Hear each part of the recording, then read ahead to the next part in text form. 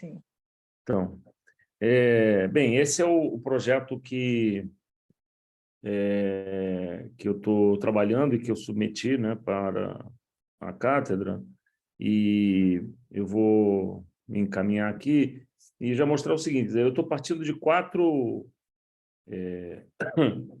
digamos assim, quatro referências que, evidentemente, podem se desdobrar, mas são quatro principais referências para essa investigação. E eu resumo como é que eu posso dizer, o racional dessa investigação com a frase que é a de que a gente está fazendo ciência de computação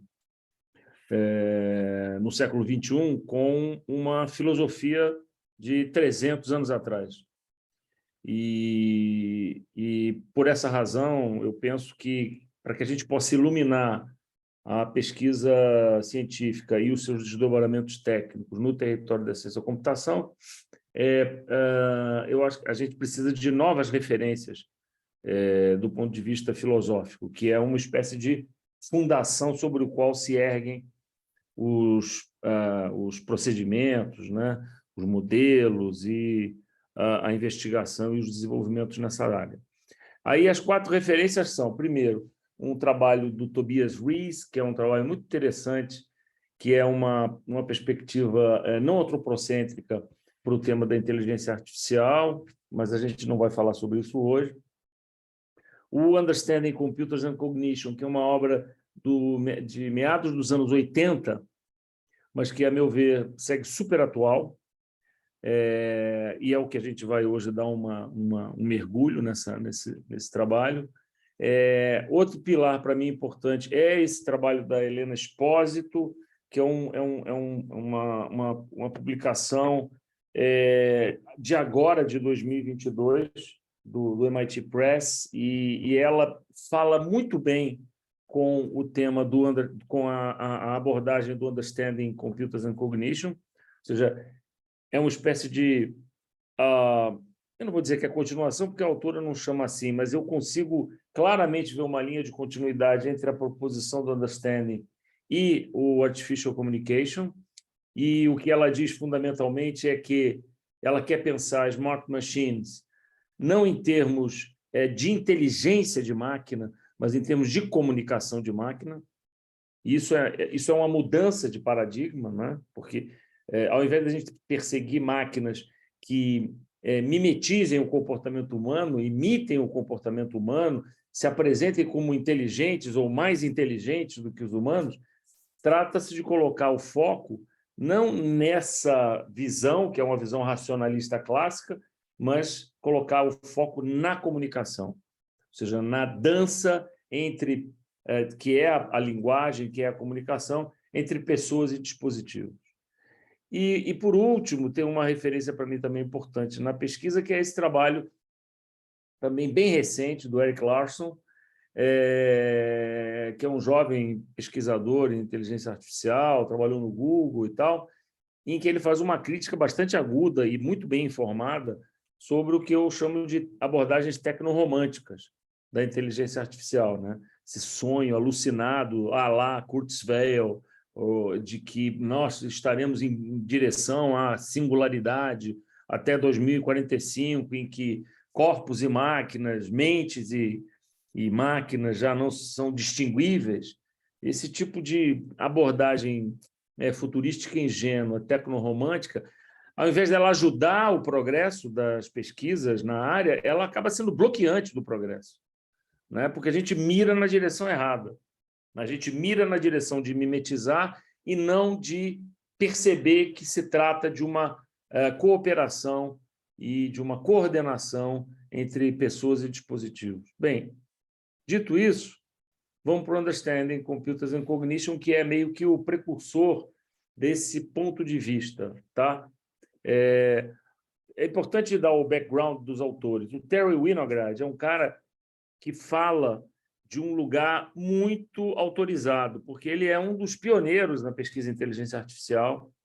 Ele tem um projeto revolucionário do início dos anos 70, que é o SHRDU, é assim que fala no inglês, mas o SHRDLU, que é uma plataforma de interação por linguagem natural, em que um determinado universo de blocos é manipulado pelo usuário, e isso foi disruptivo por razões.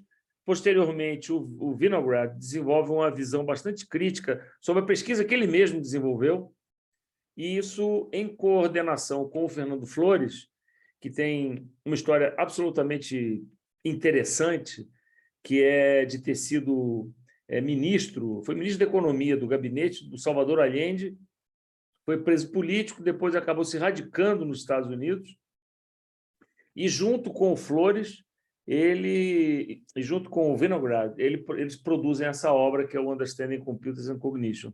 Ainda sobre o Fernando Flores, tem um dado interessante que talvez vocês tenham interesse de investigar, de pesquisar. Ele desenvolveu, no início dos anos 70, mais exatamente 71, 72, o primeiro ambiente de gestão cibernético ou cibernética da economia chilena. Então, chama CyberSyn. Cyber de cyber e o SIN de SIN mesmo, de S-I-N.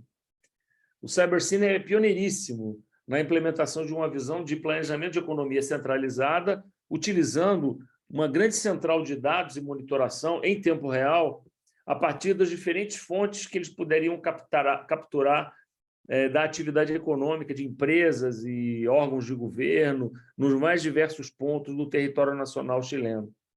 Então, é uma visão muito avançada para a época, e tem, inclusive, um livro, que eu até tenho, contando em detalhes essa história. É muito instigante a visão que ele, Fernando Flores, já tinha à época sobre o que significa embarcar computadores na vida das organizações, na vida das pessoas, e com o Vinograd produzem essa obra.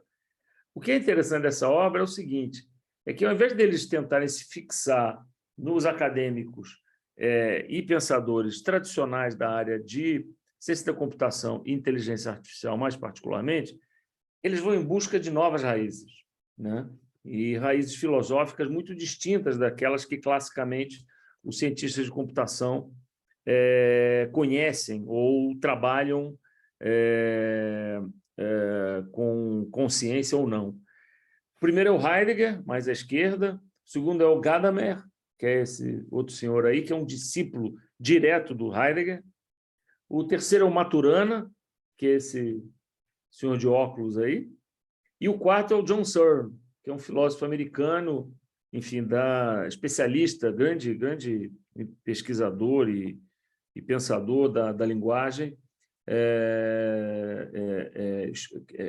discípulo do John Austin, que é o inglês, que é uma das maiores referências em filosofia da linguagem do século passado. E esses quatro nomes aí meio que criam o assento, né, o chão sobre o qual a obra se dá. Bem, a primeira coisa importante para dizer da obra é que ela é uma crítica aguda e sistemática do que eles denominam tradição racionalista. Tá? Eu fui tirando partes do texto e lançando aqui para não me atrever a fazer traduções e dizer nas minhas palavras o que é melhor que eles digam nas deles, né? Então, acho que a primeira coisa é que eles tentam caracterizar o que é a ação racional no universo da tradição racionalista, né? A ação racional humana, e, portanto, o que os investigadores de inteligência artificial clássicos consideravam e, eventualmente, ainda consideram como ação racional, é o quê? É a possibilidade de você encarar situações e caracterizá-las em termos de objetos claramente identificáveis e definíveis por propriedades, né? Então, esse é um primeiro dado, ou seja, pressuposto de que o mundo é um mundo de entes bem definidos, com propriedades bem definidas, né? A segunda é que, sobre esses entes, é possível aplicar regras gerais, né, nas situações que se apresentam, trabalhando, explorando, manipulando, combinando objetos e propriedades, entes e propriedades, né? A terceira coisa é que, a partir da aplicação lógica dessas regras à situação que se coloca, é possível extrair conclusões sobre o que fazer a seguir. Então, o homem no mundo é um homem que se guia pelos objetos que se apresentam, identificáveis e bem caracterizáveis, e porque são identificáveis, bem caracterizáveis, regras bem definidas podem ser aplicadas na interação do homem com o mundo, e se essas regras podem ser bem aplicadas nessa interação, consequências podem advir e essas consequências podem ser calculadas. Tá? Disso, tem um primo irmão dessa ideia da ação racional, que é uma certa concepção do que é linguagem e do que é verdade. Então, a concepção dominante na tradição racionalista, na visão do Vinograd e Flores, a visão que predomina é que a linguagem é um sistema de símbolos que são moldados, né, que são compostos, né, a partir de padrões que emergem dos entes do mundo.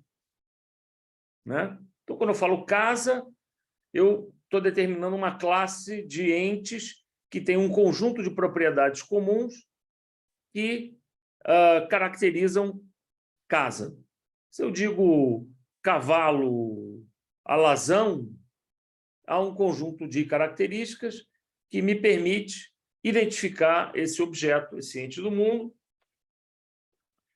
de forma clara e bem definida. Né? Então, é como se as frases, as sentenças, os nossos enunciados sobre o mundo pudessem ser caracterizados como verdadeiro ou falso, coerente ou incoerente. Mas, independente desse termo da verdade ou falsidade, coerência ou coerência, da relação da linguagem com o mundo, o que é importante na concepção racionalista é que há uma correspondência. A base de tudo é que há uma correspondência entre o que a linguagem diz e o estado de coisas que ela representa. Tá? E aí eles sumarizam o que quer dizer essa ideia da correspondência, dizem que as sentenças dizem coisas sobre o mundo que podem ser verificadas ou falseadas. O que a sentença diz sobre o mundo é uma função das palavras que a sentença contém, e o conteúdo das palavras de uma determinada sentença, ou seja, seus substantivos, verbos, adjetivos, eles denotam objetos, propriedades, relacionamentos ou um conjunto dos mesmos do mundo, no mundo. Essa é a tradição racional. Isso, enfim, acho que a gente normalmente, a gente quase que hoje intuitivamente reconhece tudo isso que está sendo dito. Por quê? Porque isso se tornou o senso comum, herdeiro de uma certa tradição filosófica. Bem, só que eles vão mais longe, eles dizem o seguinte: tem um outro tema importante, que é o que a gente entende como mente, né, no mundo, dentro da tradição racionalista. Então, essa teoria da correspondência da linguagem, que eu havia falado anteriormente, ela tem uma hipótese que é o quê? Que é de que a mente ela é, de alguma maneira, digamos assim, um sistema de manipulação de representações que você tem do mundo.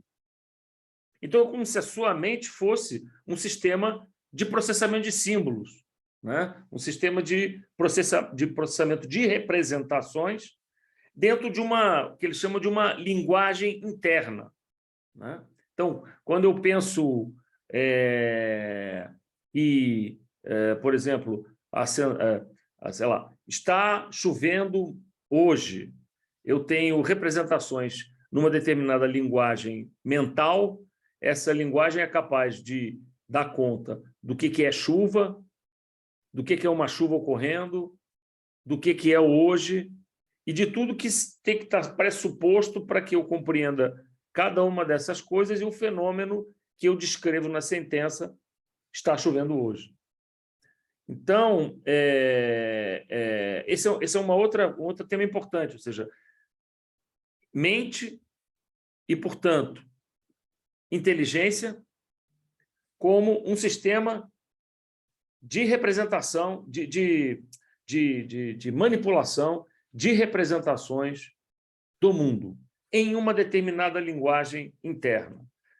É claro que nenhum pensador sério imagina que você tem um pedacinho do cérebro onde lá dentro mora o cavalo alazão, onde lá dentro mora o conceito de casa, onde lá dentro mora o conceito de chuva. Mas é como se eu pudesse olhar para o comportamento inteligente humano, para o comportamento da mente, e, se isso é verdade, eu posso reproduzir isso em sistemas formais, artificiais. Bem, para completar, tem um outro ponto importante que é se há uma mente, há um corpo. E qual é a relação entre mente e corpo? Né? Que é um problema clássico da filosofia. Né? Então, eles dão 4 marcos, digamos assim, dessa relação mente-corpo. Né? O primeiro é que a gente habita o mundo, e, novamente, mundo esse composto por objetos, por entes esses que apresentam propriedades identificáveis. Tá certo? E que as nossas ações são ações que se dão nesse mundo em interação com esses entes. E, segunda característica, existem fatos objetivos que não dependem da interpretação das pessoas. Terceiro, a percepção é um processo pelo qual o mundo nos afeta. E essa afetação é registrada em pensamentos e sentimentos. E, por último, pensamentos e intenções em relação à ação, elas causam efeitos no mundo, né? No mundo real, causam efeitos no mundo a partir do agir dos nossos corpos.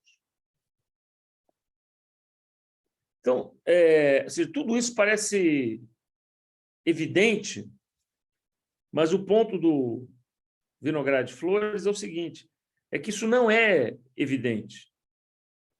Isso pode ser questionado, e para muitos dos aspectos ou dos pontos que vêm da tradição racionalista, podem uma outra visão, uma outra ontologia, uma outra concepção de linguagem, mente e corpo pode se apresentar.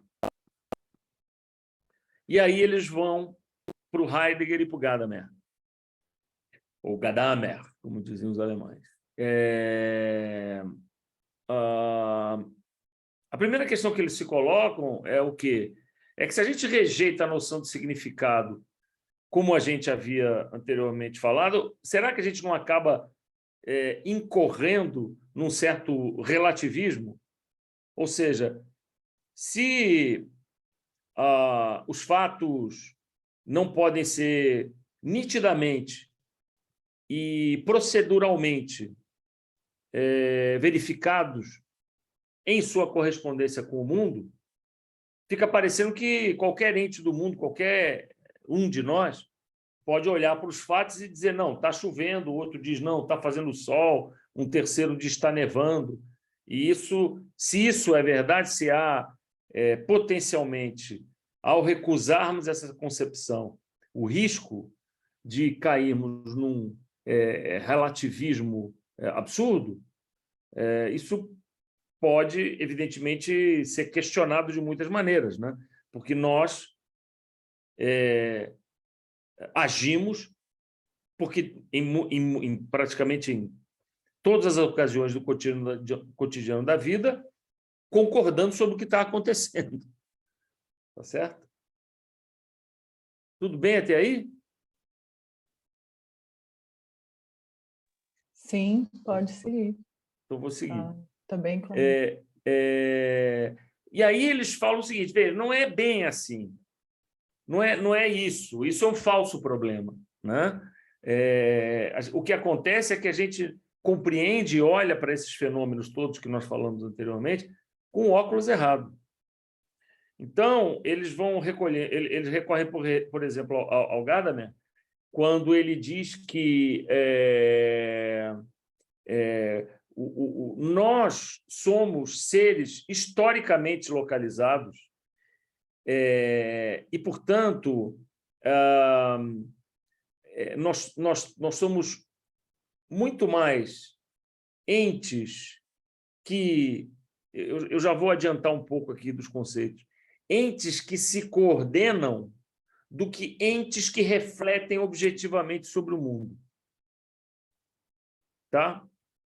Eu estou andando, pulando a leitura do texto do Gadamer em benefício do tempo. E aí, o que tem uma chave fundamental, que é o seguinte, quer dizer, na visão da fenomenologia, da hermenêutica de Heidegger e do Gadamer, interpretante e interpretado não existem independentemente. E aí tem uma afirmação forte que é: existir é interpretar, e interpretar é existir. Né?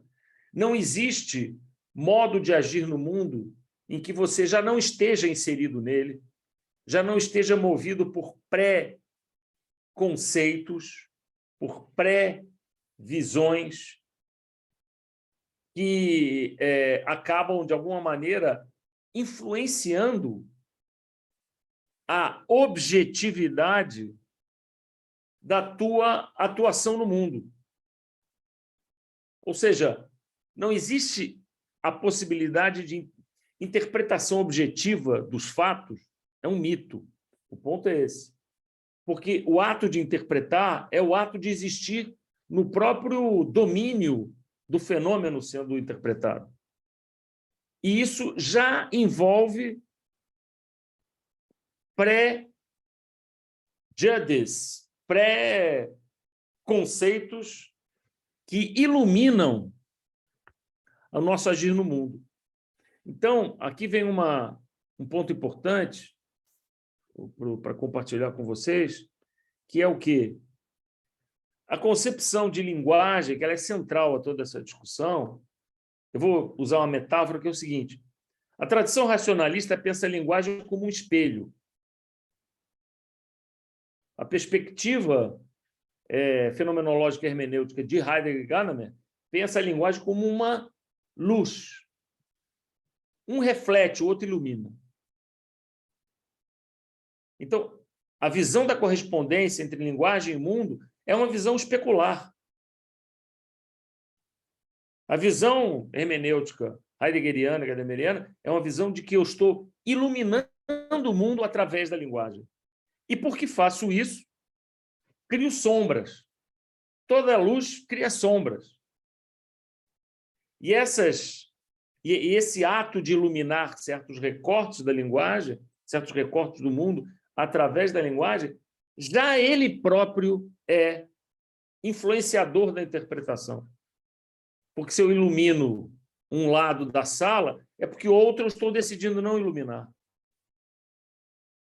Não sei se a metáfora está clara, mas tentando tornar um tema cabeçudo numa linguagem mais normal. Né? Então, tem alguns enunciados fortes que estão dentro do livro, né? que é assim, quer dizer, que as nossas crenças implícitas, né? Os pré-judices que a gente falou, elas não podem ser todas feitas explicitamente apresentados. E isso é um ponto importante, porque ainda há investigadores em processamento de linguagem natural, inteligência artificial, que imaginam que se a gente fizer uma gigantesca, massiva catalogação do mundo, vai existir uma hora em que dentro da mente do computador, 1000 aspas nessa mente, estará o mundo refletido. E na hora que eu conseguir isso, pronto, nossos problemas acabaram. Segundo ponto, a compreensão prática, ela é muito mais importante do que essa visão de que a gente se relaciona com o mundo detachado dele como um agente, digamos assim, reflexivo, desconectado dos eventos que nos cercam.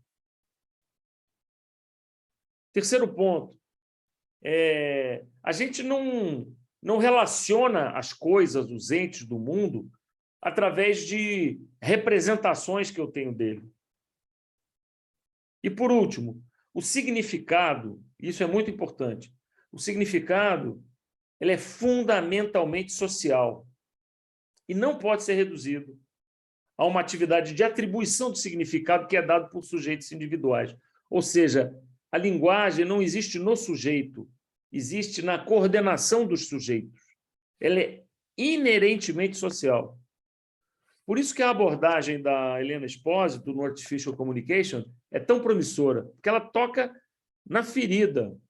Assim, não se trata de avançar em busca à reprodução da atividade inteligente humana, porque, além disso ser inalcançável, isso é inócuo. Porque não existe linguagem fora do social. Linguagem não é um espelho do mundo.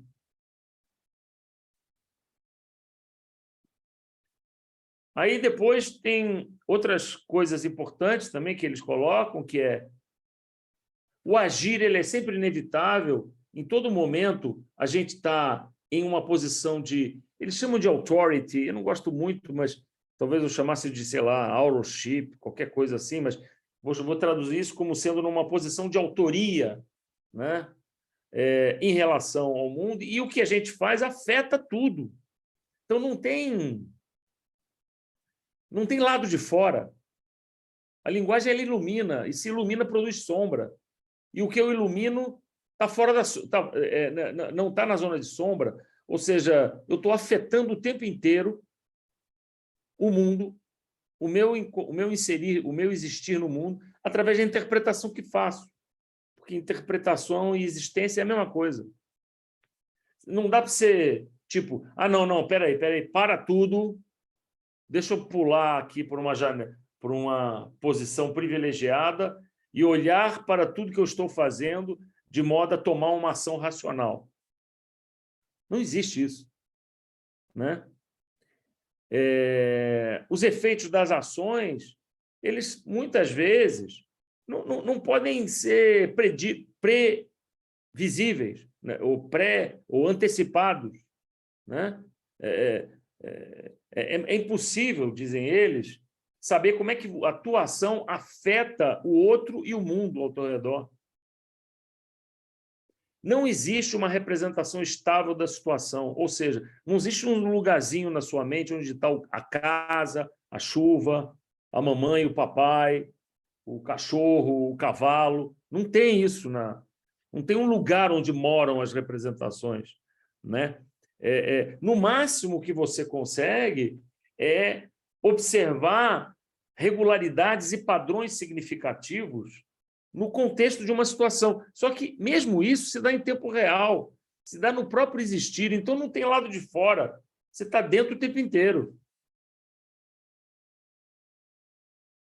E uma consequência disso tudo é que toda representação é uma interpretação, e, por outro, a frase curta e grossa, que eu acho que de alguma maneira, se uma frase pudesse resumir o livro deles, é a frase de language is action. Ou seja, a linguagem é ação, ela é um agir permanente, com todas as consequências. Bem, aí eles fazem uma outra coisa. Bem, tudo isso, depois eles complementam com um reforço aqui teórico, que é o reforço da biologia do Maturana e do Varela, né? Dois biólogos pensadores chilenos. Aliás, o Chile, de fato, parece bem,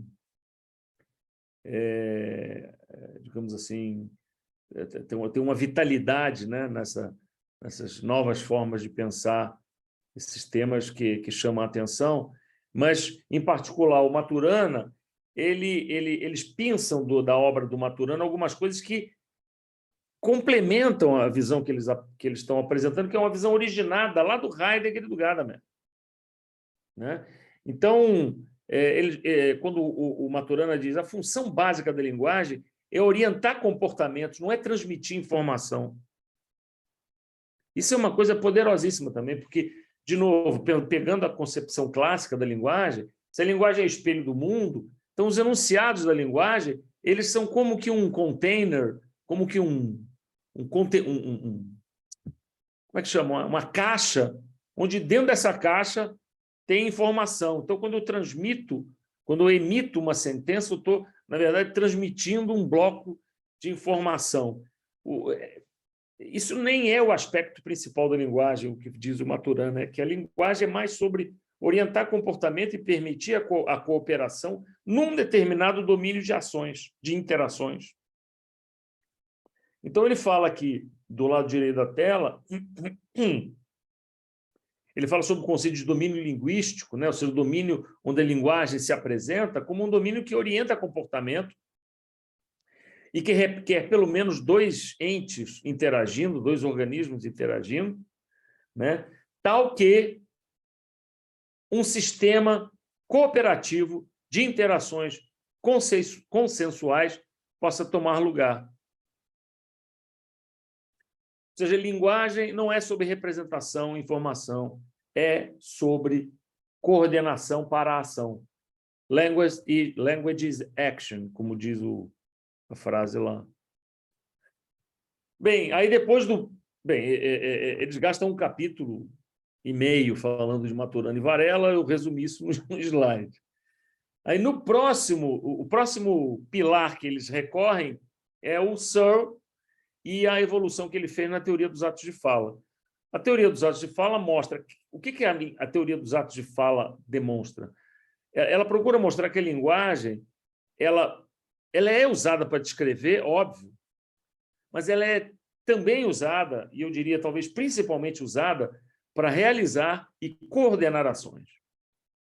Então, todo ato de fala ele se dá num contexto em que você tem um certo background, ou seja, um certo pano de fundo, que quem fala e quem ouve compartilha esse mesmo pano de fundo.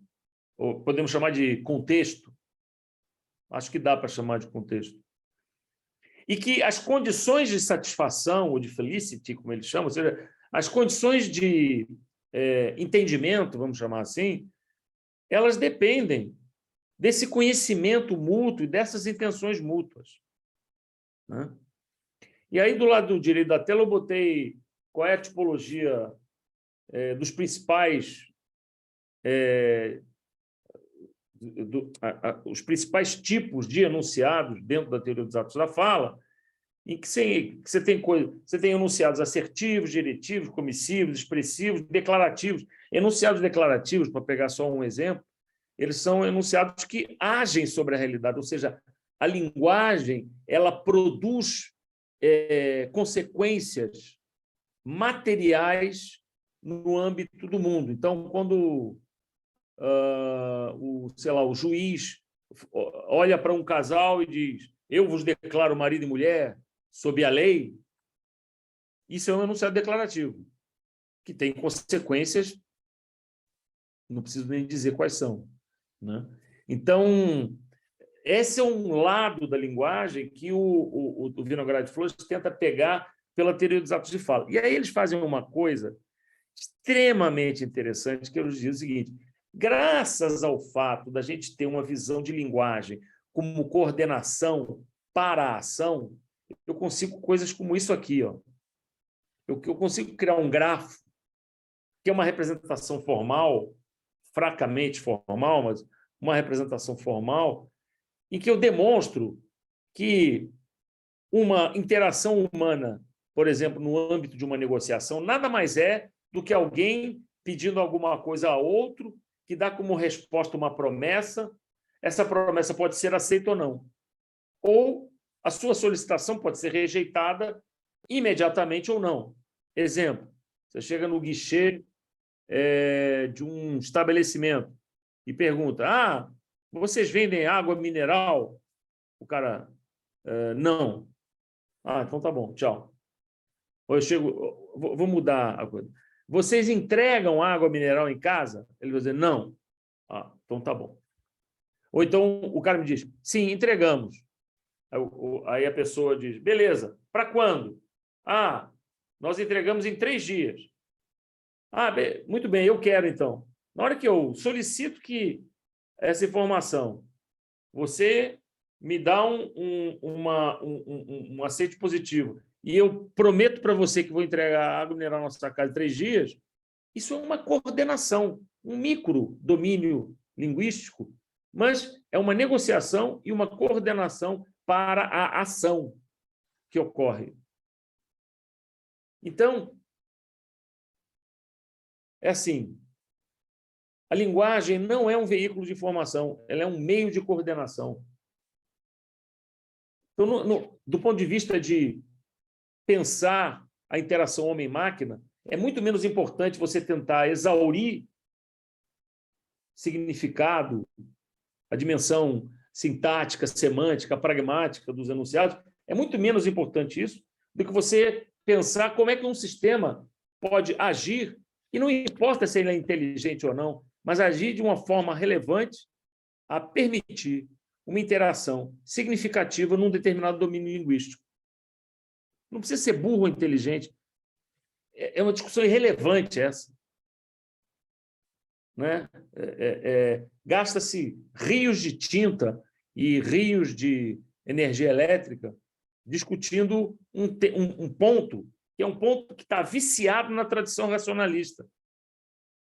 Um outro ponto de vista deve ser possível, e é possível, para que a gente possa inovar nesse terreno da economia dos algoritmos e inteligência artificial especificamente.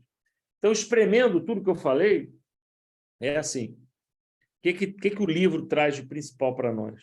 Primeiro, uma ontologia não racionalista de base heideggeriana.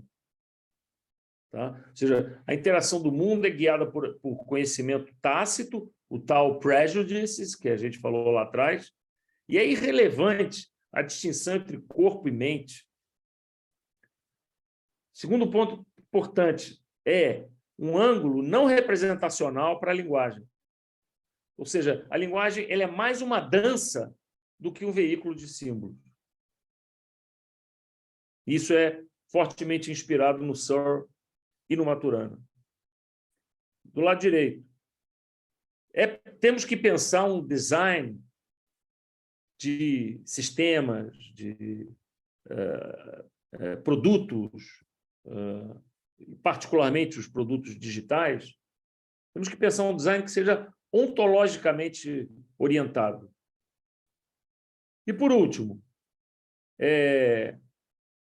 temos que pensar um outro paradigma para a inteligência artificial, que não seja o paradigma que obsessivamente insiste na ideia de mimetizar o humano e avançar na direção de uma inteligência artificial que esteja orientada a potencializar a ação humana. E você potencializa pela comunicação e não pela imitação da inteligência. É isso.